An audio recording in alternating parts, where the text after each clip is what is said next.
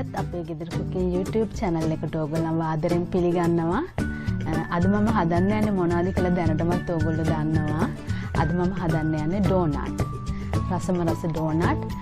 චූටි බබාලා හැම කන්න ගොඩක් ආසයි. අපිට ගෙදර ඉක්මනින් පහසුවෙන් හදාගන්න පුළුවන් ඩෝනට් තමයි අපි හදන්න යන්නේ. එහෙනම් දැන් අපි බලමු අපේ රසම රස ඩෝනට් එක හදාගන්න අපිට මොනවද අවශ්‍ය කරන්නේ කියලා. අපේ YouTube channel එක දැන් subscribe කරන්න, bell icon එක click කරන්න. හැමෝටම කලින් අපේ update ඉක්මනින්ම ගෙන්න. අපි මේ රසම රස ඩෝනට් එක හදාගන්න අවශ්‍ය වෙන බඩුවල ප්‍රමාණයන් මම ඔයගලන්ට දාලා තියෙනවා. ඔක ඒගොල්ලෝ බලන්න ඔයගොල්ලෝ මේ තියෙන පිටි, මේ කිරි පිටි, වතුර, සීනි කුඩු කරගත්තේ මම දාන්නේ. ලුණු අරන් තියෙනවා, ඊස්ට් අරන් තියෙනවා, මාගරින් බිත්තරයක්. ගොඩක් කට්ටිය දාන්නේ බටර්, මම අද දාන්න යන්නේ මාගරින්. අපි බලමු මාගරින් දාලා කොහොමද මේක හදන්නේ කියලා.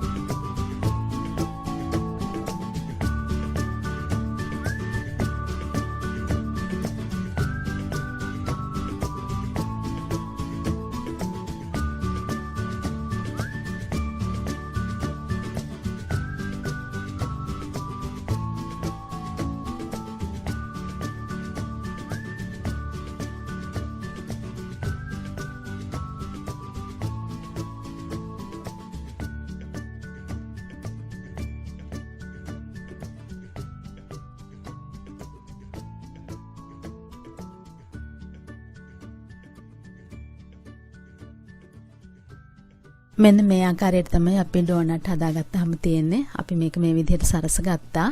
ඉතින් ඕගොල්ලෝ මේ විදිහට ඩෝනට් හදන්න. හදලා රස බලන්න, රස බලලා අපිට කියලා එවන්න. එහෙනම් අලුත් වීඩියෝ එකකින් අපි ඕගොල්ලන්ව ඉක්මනටම හම්බෙන්න එන්න. ඕගොල්ලන්ට සුබ දවසක්.